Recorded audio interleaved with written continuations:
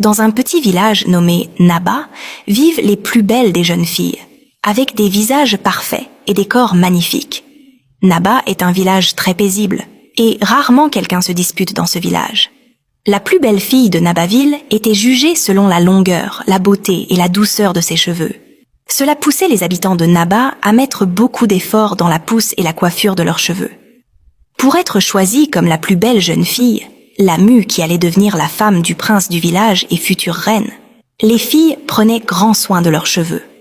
Elles passaient du temps à les coiffer, à les peigner, à les entretenir, à les sublimer. Elles étaient toujours à la recherche de nouveaux remèdes pour faire pousser leurs cheveux plus longs et plus beaux. Elles connaissaient toutes les astuces. Eau de riz, pâte de curcuma, eau d'oignon, huile de coco, aloe vera et bien plus encore. Les jeunes filles savaient tout.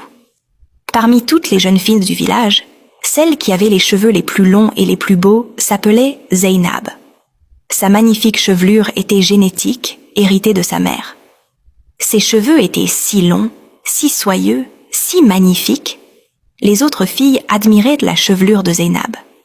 Elles rêvaient toutes d'avoir des cheveux aussi longs qu'elle et cherchaient des recettes pour les faire pousser.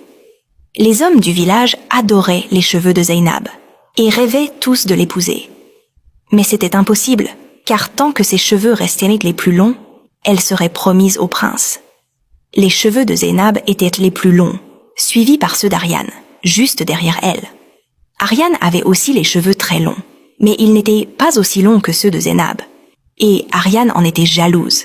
Ses cheveux n'étaient qu'à 1 centimètre de différence. Elle chercha tous les moyens pour faire pousser ses cheveux plus que ceux de Zeynab, mais en vain, car les cheveux de Zeynab restaient les plus longs. Hadja, quant à elle, avait les cheveux les plus courts du village, et les autres jeunes filles se moquaient d'elle. Elles la taquinaient sans cesse. « Mais pourquoi tes cheveux sont si courts ? Tu ne veux pas participer au concours pour devenir l'épouse du prince ?» Mais Hadja s'en fichait. Elle ne croyait pas que la beauté dépendait de la longueur des cheveux. Elle voulait juste vivre tranquillement, et cela lui suffisait. Un jour, une coiffeuse professionnelle arriva au village. Elle s'appelait Nasha. Elle ouvrit un petit salon joliment décoré dans le village. Elle parcourut les rues en disant aux filles de venir sublimer leurs cheveux dans sa boutique.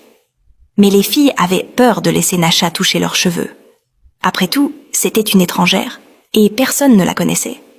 Mais Ariane, la fille avec la 2e plus longue chevelure, était désespérée.